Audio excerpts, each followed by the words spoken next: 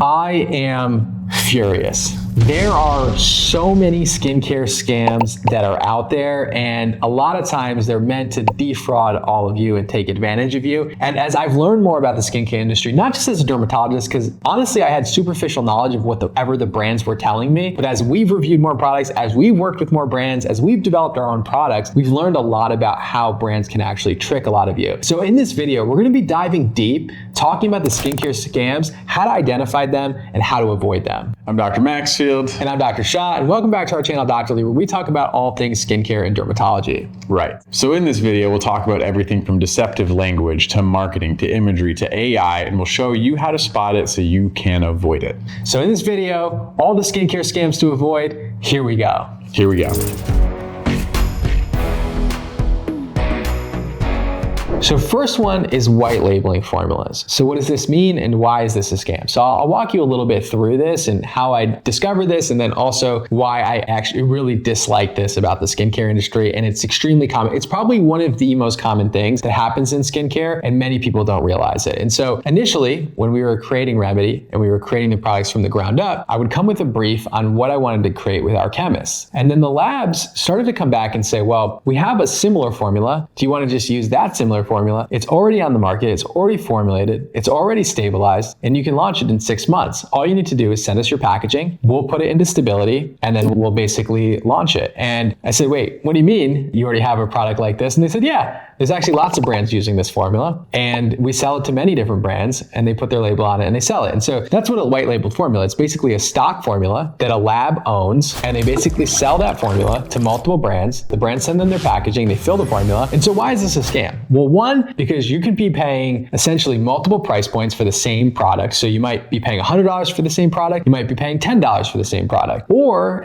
you might have tried a product, not liked it, hated it, or even had an allergic reaction to it, and then you might end up buying that same product from another brand because it's the same formula in different packaging. And this is abundant, this is ubiquitous throughout the skincare industry. And it's really hard to spot because sometimes they'll make minor changes by ingredient dusting, which we'll talk about next, but they'll make minor changes to the formula that make it seem like it's different, but the base is exactly the same. So the best thing that you could do is probably just Google the formula to see if other brands are actually having the identical ingredient list. But this one is actually quite difficult to spot, but it's all over the skincare industry. Yeah, no, it's true. And I think we did see this even with the inception of Script Derm. We had the same opportunity to use white label formulas or the same bases, and we actually customized every single one of our formulations, sourced a lot of raw ingredients. And it's harder than you think, even on the pharmacy level. So many times we talk to the chemists and they're like, yeah, no, just use this one, it's easier, it's already done. Or, nah, I don't think we can do this and this. We had to do our own stability testing with our own ingredients, and it is a lot of work. So not only does it take some innovation and understanding of like, oh, can I mix peptides and tretinoin, or can I mix retinol with glycolic acid? It also takes a lot of trial and error, time, and even money to make sure that you have a product that uses the ingredients in a functional way. It's a lot of effort. Yeah, and one of the promises from Remedy is that we don't white label formulas, even though it does take longer, which is why sometimes it could take us up to 2 years to launch a formula because it doesn't make it through stability because we have to do all the stability ourselves. But in the end, at least you get a unique product, and at least when you try it, it's the first time you've ever tried a product like that, and then that's a net benefit to you. So not every brand does this, but it's very, very common in the skincare industry. So next scam would be ingredient dusting. So what is ingredient dusting? That means that, for example, you're looking for a vitamin C product, and you see the product and it says loud and proud vitamin C. What they do is they take popular ingredients, they dust them in formulas at ineffective concentrations, they highlight that ingredient as being the efficacious driver of the formula. And this is something even we had to become more aware of over time. You know, when you're looking at an ingredient list on the back, sometimes you just see an ingredient that you're familiar with, like ascorbic acid or niacinamide or whatever, and you're like, oh, this has this in it, this could be helpful. Licorice is another one you'll find kind of buried in ingredient lists sometimes. And the question is about concentration. Is it effective? You know, sometimes, and most of the time it's who knows. But yeah, adding a highly recognizable name to a product to get your attention to buy the product is a bit deceptive, to say the least. Right, and one way that you can spot this, which is sometimes difficult to spot, is that one of the regulations from the government when you're manufacturing cosmetic products is that any product above the 1% line, so there's more than 1% in the formula, needs to be ordered in the concentration that it is in the formula, right? So if water is the largest concentration in the formula, let's say it's 50%, then it has to be the first ingredient in the formula. And then once you get down to the 1% line, you can actually order them any way that the brand chooses to. So you don't really know the concentration less than 1%, but that doesn't mean because it's less than 1%, the ingredient is not effective. There's lots of peptides that are effective less than 1%, and there are lots of ingredients that are effective less than 1%. But above that 1% line, you can be quite certain about what those ingredients are. But it's hard to know when it switches from the above the 1% line to below the 1% line. And that's where it gets a bit tricky for all of you. But if you're looking to try to see if an ingredient is efficacious, something that does require the concentration to be relatively high, like azelaic acid, vitamin C, niacinamide, then you want to look for that deviation above and below the 1% line. Yep. Again, tricky to spot. It's just something to be aware of. It can be helpful if you look at the ingredient list to sort this out.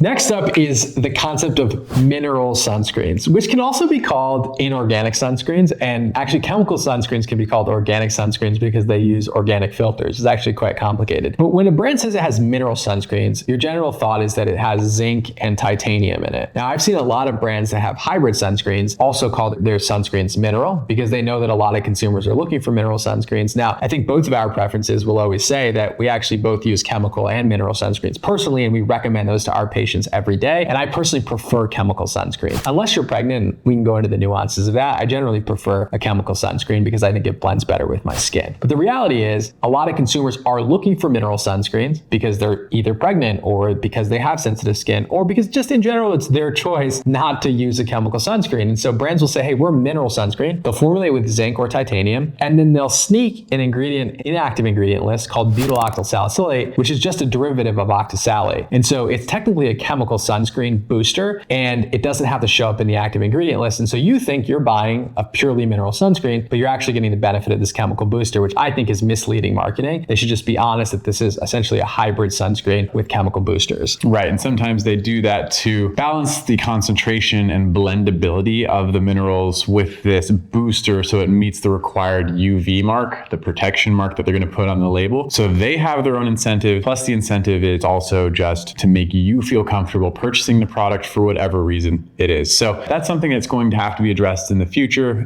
Thankfully, there's not a lot of booster ingredients out there. So the main one being butyl salicylate. You can simply scan your ingredient list. We'll put another one here on the screen for you just to look out for. But right now, just look for these ingredients. Know that it probably is also contributing to the sun protection, and you can find something like the native sunscreen, which is a big part of their ad campaign, is just, hey, this is pure mineral, pure mineral, pure mineral, no boosters in this product. And to be clear, there's nothing wrong with boosters. It's just the brand should be honest about what they're selling you. Yeah, exactly. The next up is fragrance-free. So I'm always looking for fragrance-free products, but a lot of times it can be quite difficult to spot a fragrance-free product because that term is actually not regulated. And so you can have essential oils and call it fragrance-free. Sometimes you have some masking ingredients like benzyl alcohol, which is a fragrance that basically masks, but it's not technically a fragrance. And so a lot of times brands that just don't use like synthetic fragrances, they'll say it's fragrance-free. And so you really have to get familiar with ingredient lists to understand what is a fragrance and what's not a fragrance and what your skin is sensitive and what your skin is not sensitive to. So just be careful. When you see fragrance-free, unless it's from a reputable brand that you trust, then I would be quite cautious with that claim. Exactly. And so for fragrance-free, why might you want it? Well, either you just don't want to have a strong smelling skincare. I actually know a lot of people who get headaches from fragrances in general. It seems very common. So there could just be the practical aspect. Additionally, fragrance is a very common, if not one of the most common allergens out there, also is inherently irritating. And the problem is the essential oils don't solve any of those problems. Essential oils can mimic the smells. They can also be an allergen very commonly and an irritant. So even if it's fragrance-free but contains those other ingredients, it will not solve any of the issues that you're hoping to avoid. Next up is the claim of hypoallergenic. So again, a marketing term in a way. So most of the time when you claim hypoallergenic, it means that you did HRIPT testing. So basically allergy testing on sensitive skin. And then you can say, hey, this is a hypoallergenic product. But the reality is that just because the people in the study didn't have an allergic reaction doesn't mean that you won't have an allergic reaction, right? So if you have very sensitive skin, maybe you have allergies to things that are sort of atypical, doesn't mean that you're going to not have an allergy to that product, right? So this is where hypoallergenic doesn't necessarily always make sense. And then the reality is, you'll even see brands that say, hey, we're made for sensitive skin, and they have fragrance in them, which is a common allergen. They'll say we're approved by the National Eczema Association, which requires similar testing and similar ingredient profiles, but then they formulate with surfactants like cocamidopropyl propylbutane, which is the second most common surfactant allergen in skincare period, and the second most common pediatric allergen period. So the caution around sensitive skin, even approved by the National Eczema Association, and I say this with Remedy having submitted and approved by the National Eczema Association, doesn't mean necessarily that these were actually formulated completely for sensitive skin or that they're going to be safe for your skin. And so when you see hypoallergenic, just be cautious. Right. And some of it has to do with the numbers. So we see this a lot with the brand's perspective where they're like, oh,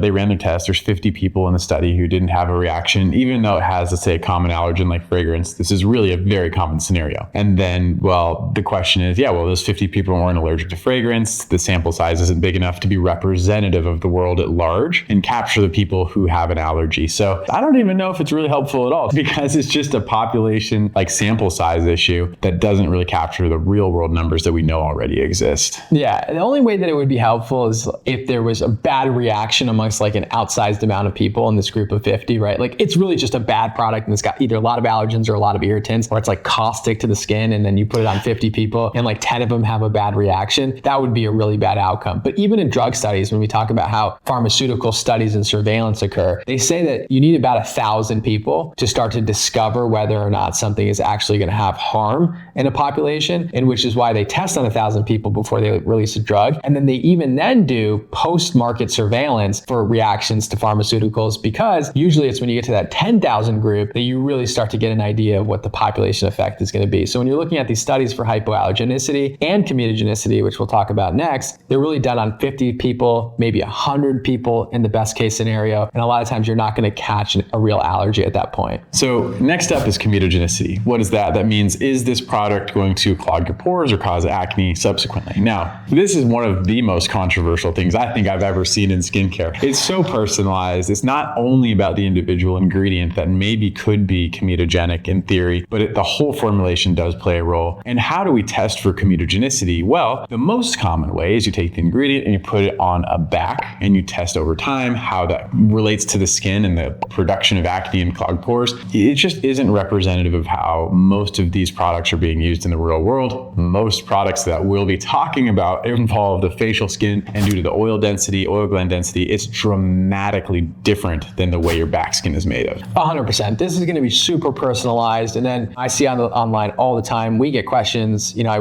monitor the customer service questions that we get on Remedy. And so people ask all the time, this ingredient is comedogenic in the formula, so is this going to cause acne in me? And the answer is, I have no idea. And the reality is that it 100% comes down to the final formulation. I mean, if you have a comedogenic ingredient, but then you have an exfoliant in the product, is that canceling it out? So definitely final formulation, definitely your skin and how you react to things. So if you notice that there's a certain ingredient that always breaks you out, I would be cautious of that ingredient because everyone's skin reacts differently. So don't let some internet website tell you what's going to clog your pores. Listen to your own skin. And then finally, a lot of these ingredient studies on comedogenicity were done on rabbit ears back in like the 50s, right? So they'd put the product in a rabbit ear and they'd look for microcomedones, right? And so the studies are really antiquated. There is really nothing that has ever been shown to be pore clogging from an ingredient perspective that has really strong evidence. And it definitely comes down to the final formula. And again, if you notice you're breaking out with something, then I would simply avoid it. Next up is Clean Beauty and the Yuka app. Again, I'm surprised we've never talked about this stuff before, but Clean Beauty is essentially the concept that, hey, this product is clean, meaning that it's going to be safer for the skin, right? And anyone can define that any way that they want. So with Remedy, I could define what clean means to us. Clean means to us that we don't formulate with common allergens or irritants, and we do everything for allergy testing on sensitive skin. And we don't formulate with this ingredient that shows up on the common allergen list, and we update this every year on our no list. That's clean to us, which is really more clinical approach, right? And we don't call it clean. But a lot of brands will say something is clean and then try to convince you that we're safer because we're cleaner. We don't use these ingredients. Those are not clean. And the reality is that's all just clean washing. That's all just fear mongering you to use their products because they're quote unquote safer. Now, hopefully this is falling out of favor. And I do think we need more regulation around skincare so people do have safer product. But a lot of times brands are just using the word clean to market to you to make you feel safer about a product when in fact there's no evidence that it's actually safer. And it's actually led to us using ingredients that are less safe than more proven ingredients. And this has given rise to the Yuka app. Right. And so what this app does, we're in a world where technology is easy to create. Not that this was easy to create because it actually is an older app, but technology can data scrape. So basically it pulls information from multiple different websites, different sources, kind of like ChatGPT, maybe 1.0, and it will synthesize that into a collective score. Now, the problem is the databases it pulls from, again, are variable. There's no standardization, and the risk associated with some of the ingredients is either non-existent or not relevant in the way that the products are used in the real world. Yeah, so with any of these apps that tell you if a product is safe or not safe, it all has to do with the data that they're dealing with, right? So somebody, some human generally, has decided that this is what we're going to use as our metric and criteria. And they generally use websites like the EWG that tend to classify ingredients as dangerous with very limited evidence on them actually being dangerous. And so when you scan the product, it'll show that this product is like a 0 out of 100 and it's going to absolutely destroy your skin. And because the data that they're dealing with is just low quality data to assign those ingredients as dangerous for the skin. And so I do not think it's reliable. And I think it's because of the sources they're using that don't allow it to be reliable. So there is certain sources I like. It's called like Skin Safe or something like that. It's a website. They don't have an app. I wish they did. But they're generally quite good at telling you what's going to be irritating or potentially allergenic to the skin, which is what's important to me. And so we do need more ingredient safety studies, but the Yuka app is not a reliable way to find if your product is going to be clean or safe. Next up is dermatologist approved. And I would love everything to be dermatologist approved. But what does that even really mean, right? Like how many dermatologists? Is it one dermatologist? And there are a lot of outlier dermatologists. If you've been on social media, there's definitely, when they do the like 9 out of 10 dentists agree, that one dentist could be a wacko, So there's not to disparage any of our colleagues, but some of us have very differing views on the skin, like our friend Dr. Casal. So we have a varying range of what we consider to be within the Overton window, as they say. So there's going to be varying opinions on things, and so you don't really know how robust something has been tested by a dermatologist. And if it says it's dermatologist recommended, it's like which dermatologist and how many dermatologists. And I wish there was a better way to do this, meaning that there is a standardized source of like, is this recommended by dermatologists or is this not recommended by dermatologists, and why is it recommended by dermatologists? But there's really no set criteria for this. So if you see dermatologist approved, dermatologist tested, or dermatologist recommended, you don't know the thoroughness of this. And so it really goes down to the brand, their ethos, how transparent they are about how they came to this conclusion. But it's not something you can actually rely on, even though it is something that a lot of brands that I love put on their packaging. Yeah, definitely. I have been the dermatologist approved dermatologist, and I have my set of core values that I want to see in a product, and it is going to be very different some of my colleagues. So even Dr. Maxfield and I have differing opinions on skincare, and so think about that variation. We're probably the two closest a dermatologist could ever be, and we still vary on a lot of topics, and we'll rank products very differently, right? And so there's so much human variability between what's dermatologist recommended and not. This one drives me crazy, and it's these AI scams that are on the rise. All of you have probably, if you spend enough time online, have seen a doctor recommending a product that they've never recommended. Some of them look really good and they look well done, and then some don't. They look insane. And I'll play some videos here, maybe in the background of me. People have sent me hundreds of videos of me recommending products that I've never recommended. A lot of people have bought those products. They sent me some angry emails about buying these products. There's lots of stuff that I haven't recommended, and it's getting harder and harder. As AI gets better, it's getting harder and harder to tell what's real and what's fake. And people that you trust might be recommending on something online that they don't actually recommend. So try to look at what that account is coming from. If it's not coming from a reputable account, like an account that's either verified or my personal account or Dr. Maxwell's personal account, it's a bit tough to tell, right? So a lot of people will ask us, you can always send us emails, you can send us comments. Do you actually recommend this product? Tag me in the comments. Sometimes I see them. I'm able to respond, and you can comment on it. Is this AI? Some people will sometimes help you out, but be careful about, if you see an ad with anybody that you know or trust in it, just confirm that it's coming from a verified source, and whatever link it's leading you to is a verified website that is legitimate, because there's so many AI scams and they're only going to get worse. And some of the ones I've seen are pretty insane. Yeah, and this is a really tough one to gauge, because I think the future of this is perhaps bleak, because as technology improves, even over the last few years, we've seen a tremendous uptick in the quality of the scams on these videos. And additionally, it's really, the onus is going to be on the platforms to really try to monitor this. So for some reason, I feel like it shouldn't be that hard. I mean, we have all reported our colleagues as fake accounts and different derivations of it, and the platforms almost never do anything about it. I would say I've never seen them do anything about it. So I think we're going to have to see some sort of collective agreement from an administrative standpoint, even if it is just within the app itself. I'm not even saying governmental regulations. I just want to see some accountability within the actual application, but we'll see where this goes. It's kind of out of our control. The reality is that AI is better at detecting AI than I think humans will be, because there are minor grammar discrepancies within these videos and even some AI like encoding features within videos that other AI can see. So ultimately, it's going to have to be the platforms to be able to monitor, detect it, and eliminate it. But right now, I think they are making quite a bit of money off of this AI stuff that's out there. And so they're not really that excited to shut it down. Because if you really think about it, these ads, or if you think about what's happening, is that Meta, Facebook, and Instagram, they're getting paid by these companies to run these ads. And so they have no incentive to shut this off. I mean, you're being defrauded, our images are being used incorrectly, but the end result is they're making usually about half of the sales. So if a product's $50, usually Meta and Instagram is making like 25, and sometimes even more off of the sale. And so they're making quite a bit of money, so they're not in any rush to shut this down. All right, so these are some of the skincare scams that we have seen over the years, either on the end as business owners, as developers, as physicians, as content creators, or as consumers. We have experienced it all. So hopefully this is helpful, provides you some information to work with so you don't get scammed in the future. Let us know in the comments which ones you found to be the most surprising. As you can tell, I'm quite passionate about this topic, and I have a lot more to say as I destroy the skincare industry from the inside.